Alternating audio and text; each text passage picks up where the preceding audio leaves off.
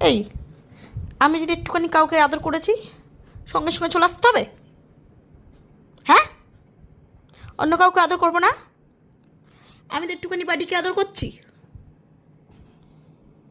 সঙ্গে সঙ্গে। জিনিস দেখায় আপনাদেরকে।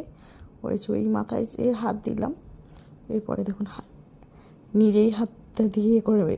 এই দেখুন, এই দেখুন, ওনাকে আদর করতে হবে, যেচে পড়ে আদর খাবে। আমি দেখতে পেয়েছি কি, এই মানে ওনাকে আদর করে যাও, বসে থাকলে হবে না।